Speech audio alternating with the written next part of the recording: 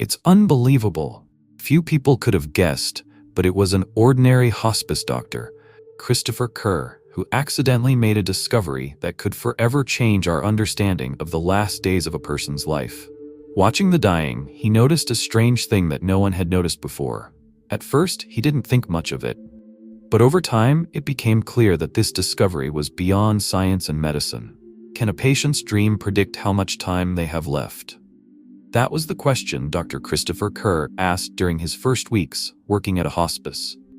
Later, he would confirm this for himself, keeping track of the dreams and visions of his patients in their final days. Caring for the dying, Dr. Kerr encountered something in his medical career that defied logic.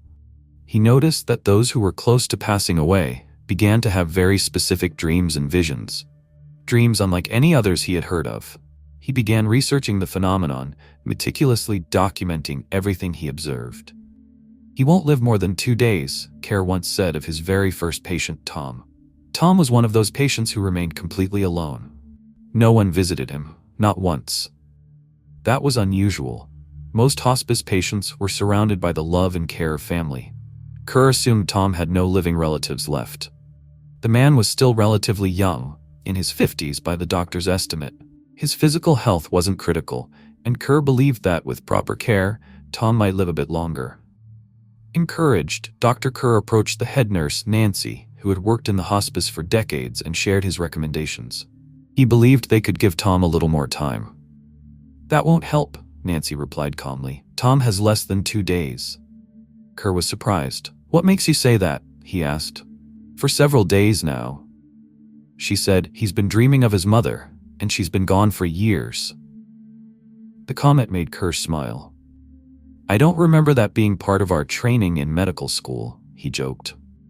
"Maybe you skipped a few courses, sweetheart," Nancy smirked. At the time, Christopher Kerr was 30 years old. He was a trained cardiologist who worked part-time at the hospice on weekends.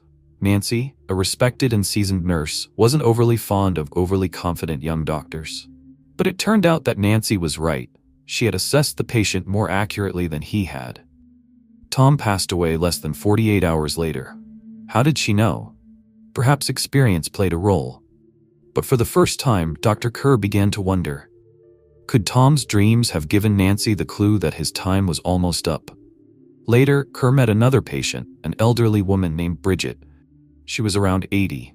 One day, she shared her unsettling dreams with him. "I keep dreaming about my dead aunts," she said. "They just stand there, silently watching me." Then her mother would always appear, dressed in a long, white gown, seated at the table, crocheting. She never spoke, but her presence was so real it felt almost physical. These dreams were hard for Bridget. When they became so vivid, they blended with wakefulness. She asked Dr. Kerr again and again, "Why am I seeing this? Am I going crazy?" That's when he remembered Nancy's sarcasm. Maybe she'd had a point. He started searching for scientific validation, studies or papers that might support what she had claimed. But to his surprise, he found no serious documentation of this phenomenon. "People have spent decades trying to prove that life continues after death," Kerr mused. "But maybe we're overlooking something that's happening right in front of us." From that moment on, he decided to begin his own investigation, not just as a physician, but as a thoughtful listener. He started recording his patients' deathbed dreams and trying to understand what they might mean. And all of that was only the beginning. The first conclusion Dr. Christopher Kerr reached during his observations was that deathbed dreams cannot be dismissed as hallucinations. On the contrary, he insists these dreams are astonishingly clear. Patients are fully aware of where they are and what's happening around them. Far from being confused, in these moments they are strikingly lucid and focused. Among Kerr's patients was a 95-year-old man named Frank. The doctor was amazed by the man's mental clarity. Since childhood, Frank had been passionate about baseball. He knew the sport's history, could list players' names, recall legendary games, and even name the exact years they occurred. When he spoke about it, something lit up inside him. In those moments, he seemed so vibrant, it felt like he might have years ahead of him.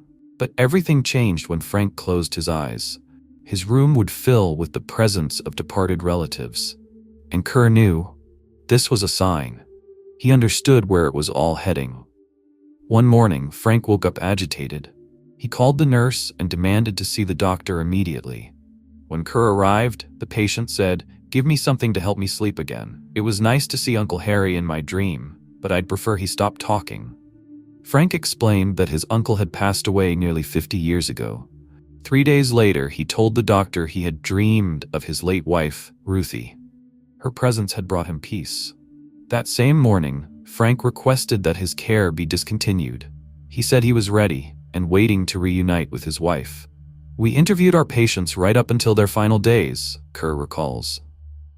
Each was monitored for anywhere from a few days to several months, and what we found was astonishing. Over 80% of our dying patients dreamed of deceased relatives. Patients described these dreams as something extraordinary. Here are just a few of their words. "I usually don't remember my dreams, but these are different. They feel real, more real than life itself." Kerr observed that when a patient's physical condition improved, these unusual dreams would stop. One such case was a man named Ryan, aged 51.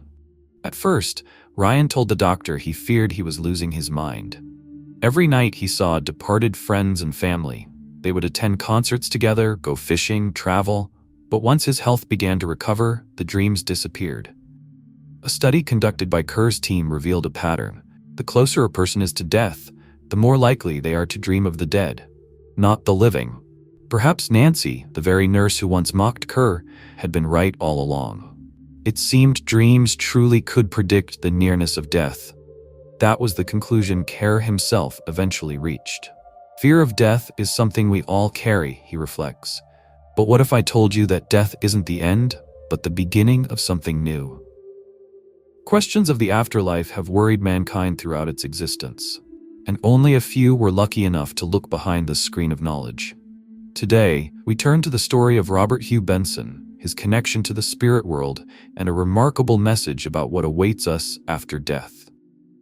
Prepare yourself for revelations that may shift your entire view of life and what lies beyond it. We will tell you about the meeting of two worlds, about how souls transition into another dimension, about that mysterious, unknown journey that begins after earthly life ends. Knowledge is the best antidote to fear, especially when it comes to humanity's greatest fear. And to stop fearing the unknown, we must understand how the other world works. To do that, we need to ask those who already live there. That was the life mission of Anthony Borgia, a man gifted with clairaudience. In 1909, he met the writer Robert Hugh Benson. 5 years later, Benson died at just 42. His passing shook Borgia deeply. He kept asking himself, where is Robert now? Soon, thanks to his gift, Anthony began receiving messages from Robert. From beyond, Robert shared knowledge and insights about what happens after we leave this life. And these were not just words, they were a message from the other side of existence. According to Robert Hugh Benson, the knowledge he received after crossing into the spiritual world is meant to help people free themselves from the fear of death. Who I was in society during my earthly life no longer matters here. You can't take that with you into the next world. Everything that seemed important on Earth now feels distant and irrelevant. The only thing that matters here is my spiritual essence. It alone determines who I am now, he wrote. Benson described in detail how his transition happened. According to him, the process of dying is not always painful. In the final days of his life, he realized the end was near, but he felt neither fear nor physical pain. He was constantly drifting in and out of sleep, his consciousness slipping away and then returning. His family was gathered around his bedside, but inside, all he felt was curiosity. What comes next? Suddenly, he felt an overwhelming urge to stand up. Without any effort, he rose to his feet. His mind was clear and alert, entirely out of sync with the weakened state of his physical body. When he looked back, he saw his own body lying there. Entranced, he stared at it until a thought formed in his mind. What should I do now? The room began to slowly fill with mist. At that moment, he looked down at himself and realized he wasn't wearing his nightshirt, but his usual house clothes. It was immediately clear to him. He had died. And yet, he felt completely alive. There was no pain. He could stand upright and calmly look around. Then he saw his friend Edwin, who had passed away several years earlier. Edwin greeted him warmly and invited him to begin the journey. At that moment, Benson felt a strange sensation, as if he were floating. It was like a dream, but everything was undeniably real. He later described the experience in Anthony Bourdain's book, Life in the World Unseen. After a while, their movement slowed. Benson felt solid ground under his feet and saw a house in front of him, one that looked remarkably like his home on Earth, but refreshed and surrounded by a beautiful garden. He didn't know how long he had been in that state, but eventually he drifted into a light sleep. When he awoke, he felt healthier than he ever had in his physical life. In earthly terms, it could only be described as a state of perfection. Robert recalled, Edwin was surprised at how quickly I had transitioned and noticed the changes in me right away. He was happy I had recovered so fast, and the sensations, I can't even describe them. On Earth, we're constantly limited by our bodies, by their fragility, but here, that limitation is gone. Everything is free, effortless. Edwin suggested they take a walk through the city where Robert now lived. As they strolled, Benson described the places they visited. The first was a space where the souls of those who had died in suffering were recovering. Many of them fell into deep sleep after death, their minds exhausted from long illness or emotional trauma. This place served as a kind of spiritual convalescence. Next, they visited the House of Learning, a place where scientists gathered. These were scholars who had devoted themselves to science in their earthly lives. Robert recognized some of the names, people he had heard of before. These souls continued their research, but at a higher level.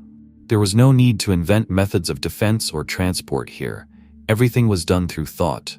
No weapons, no tools for comfort. Everything they needed already existed, and more. Robert was amazed by how limitless this new world seemed. But Edwin explained that every spiritual sphere has its boundaries. The spirit world is made up of many layers and realms. One day, Edwin suggested they visit the lower spheres. Benson later called this the realm of darkness. He was immediately seized by cold and dread. There was no light. Everything was gray, damp, and lifeless.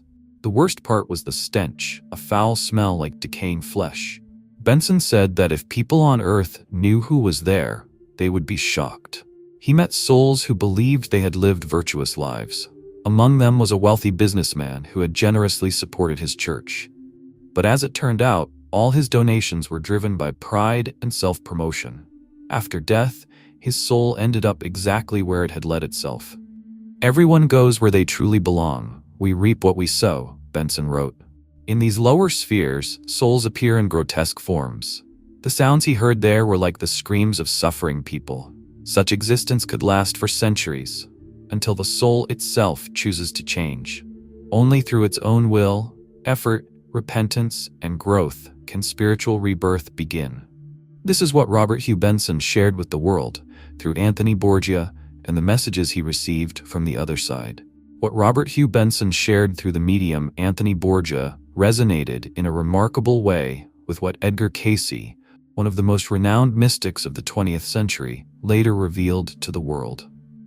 He was often called the sleeping prophet because he delivered his prophecies and insights while in a deep trance and afterward remembered nothing of what he had said.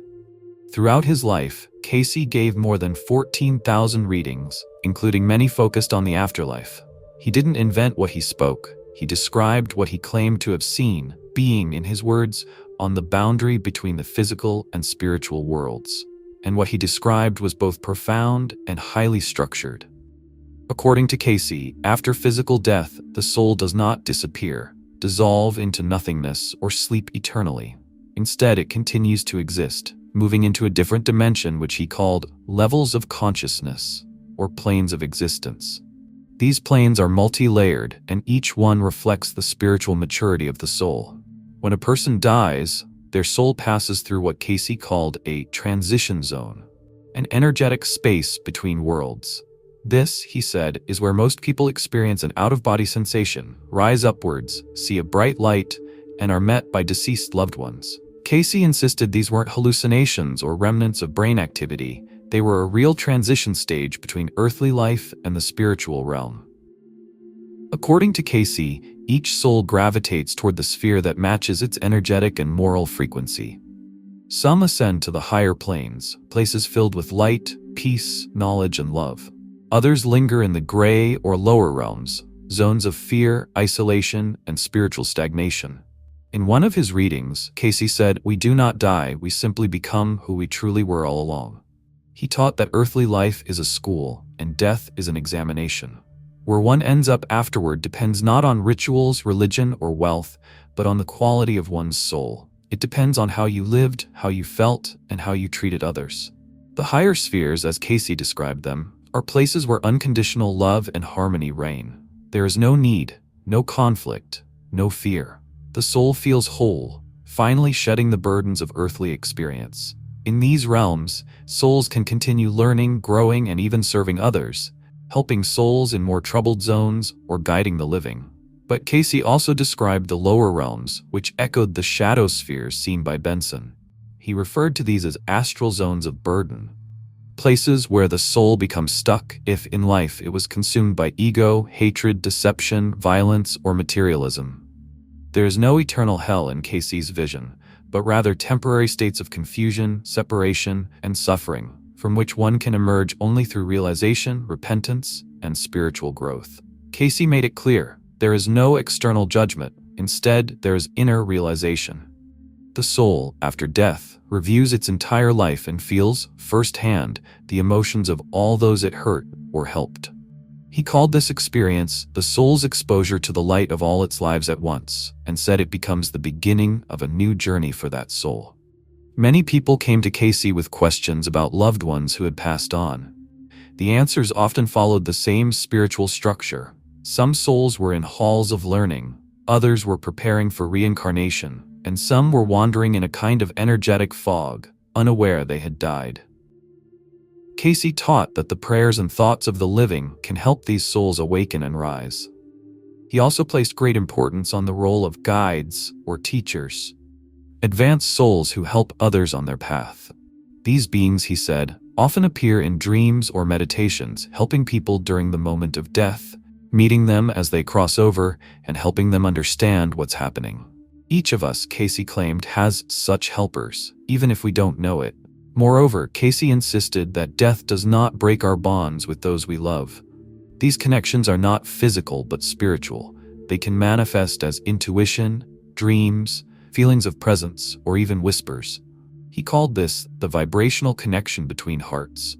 When asked, "Where are the dead?" Cayce answered simply, "They are around us, not in clouds, not in far-off galaxies. They exist on another frequency, in a parallel dimension that exists right beside ours. To perceive it, you don't need eyes, you need inner awareness." But above all, Cayce repeated this one truth: there is no death, only continuation, only journey, only growth. And that realization helped thousands of people release their fear. It helped them stop grieving in despair. It helped them start living as if every act echoes into eternity. As Cayce once said, "You are not a body with a soul. You are a soul with a temporary body. Your home is not earth. Your home is spirit." Dear friends, if you liked the video, please like it, and don't forget to subscribe to the channel. See you soon.